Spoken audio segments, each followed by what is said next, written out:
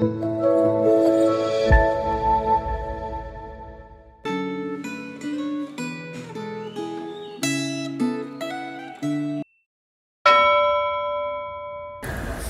rekan-rekan yang dikasihi Tuhan. Hari ini kita akan kembali melanjutkan perenungan firman Tuhan dari kitab 1 Raja-Raja pasalnya yang kelima yang diberi judul Lebih dari Sekedar Batu dan Kayu. Sebelum kita mulai merenungkan firman Tuhan, mari kita berdoa. Tuhan Bapa kami yang baik, persiapkanlah hati kami dan buka pikiran kami Tuhan, agar kami dengan semangat boleh menerima semua firman yang Engkau ingin kami pelajari hari ini. Buka telinga kami untuk mendengar suara-Mu yang berbicara kepada kami Tuhan, dan berikan kami hati yang taat kepada firman-Mu. Berkati perenungan hari ini, di dalam nama Tuhan Yesus kami berdoa. Amin. Saudara, hari ini saya akan bacakan firman Tuhan dari ayat pertama hingga ayat yang ke-6. Persiapan untuk mendirikan bait suci. Hiram Raja Tirus mengutus pegawai-pegawainya kepada Salomo ketika ia mendengar bahwa Salomo telah diurapi menjadi raja menggantikan ayahnya, sebab Hiram senantiasa menjadi sekutu Daud.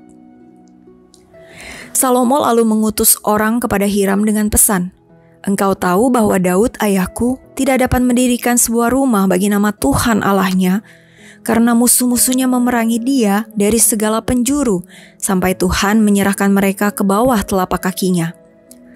Tetapi sekarang Tuhan Allahku telah mengaruniakan keamanan kepadaku di mana-mana. Tidak ada lagi lawan dan tidak ada lagi malapetaka. Ketahuilah, aku bermaksud mendirikan sebuah rumah bagi nama Tuhan Allahku, seperti yang dijanjikan Tuhan kepada Daud ayahku demikian. Anakmu yang akan kududukan di atas tahtamu menggantikan engkau. Dialah yang akan mendirikan rumah itu bagi namaku.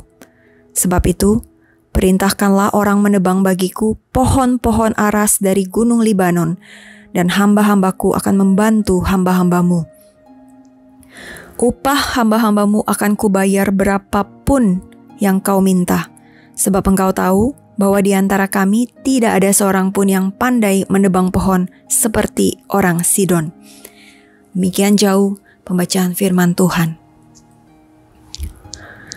Saudara, perkembangan teknologi pada masa kini membuat banyak perusahaan terkemuka berusaha menjalin kerjasama dengan perusahaan lain untuk membangun sistem atau platform yang makin canggih dan saling terintegrasi dengan berbagai ekosistem digital. Setiap perusahaan membawa ahlinya untuk mengerjakan proyek bersama. Dengan bekerja sama, hasilnya bisa sangat luar biasa. Dalam pembangunan bait suci, Raja Salomo bekerja sama dengan Raja Hiram dari Tirus untuk mengerjakan proyek spektakuler yang monumental dalam sejarah Israel. Saat merancang bait suci di Yerusalem yang megah dan indah itu, Salomo sadar betul bahwa ia membutuhkan bantuan material dan tenaga ahli dari negara lain. Salomo mengaku, "Di antara kami tidak ada seorang pun yang pandai menebang pohon seperti orang Sidon." Terkadang, agar bisa melakukan pekerjaan Tuhan dengan baik, kita harus mengakui bahwa kemampuan kita terbatas dan kita perlu bekerja sama dengan orang lain untuk menyelesaikan pekerjaan itu. Dalam bukunya The Purpose Driven Life, Rick Warren berkata, "Life is not a solo journey. Hidup bukanlah perjalanan seorang diri." Raja Salomo memiliki tujuan yang sangat jelas saat hendak membangun rumah bagi nama Tuhan. Saudara bisa bandingkan dengan 1 Tawarik 28 ayat 6 ayat ke-10 dan pasal 29 ayat 1.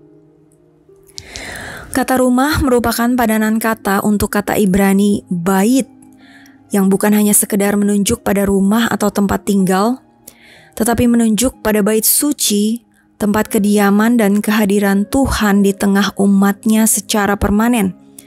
Rumah yang kudus, tempat umat Israel berelasi secara langsung dengan Tuhan. Jadi kita diingatkan bahwa pembangunan bait suci bukan hanya tentang pengumpulan batu dan kayu, melainkan tentang hubungan perjanjian antara Allah dan umat-Nya. Bait suci yang dibangun Raja Salomo akhirnya mengarah pada tempat kita bertemu dengan Kristus secara pribadi saat Ia datang untuk kedua kali. Bacaan Alkitab hari ini mengajak kita untuk bersikap terbuka melakukan kerjasama dengan sesama. Hikmat dan bimbingan Tuhan sangat kita perlukan. Sadarilah bahwa Tuhan tidak hanya peduli pada hal-hal besar seperti pembangunan bait suci, tapi Ia juga peduli pada hal-hal sederhana dalam hidup kita, baik menyangkut pekerjaan, pelayanan, maupun menyangkut kehidupan pribadi. Apakah yang sedang Anda bangun dalam hidup Anda saat ini? Apakah Anda siap membangun sesuatu yang tidak hanya menyangkut kemuliaan diri sendiri, tetapi untuk memuliakan nama Tuhan? Mintalah kepada Tuhan agar Ia memberikan kepada Anda hikmat dalam membangun relasi yang bermakna dengan Dia. Amin. Mari kita berdoa. Tuhan Bapa yang baik, kami menyadari dalam kehidupan kami membutuhkan orang lain. Engkau menciptakan kami dengan kemampuan yang berbeda-beda. Karena itu Tuhan, biarlah seperti firman-Mu hari ini, kami boleh belajar untuk dengan rendah hati membangun relasi kami, bukan hanya dengan sesama kami, tetapi terlebih dengan Engkau ya Tuhan.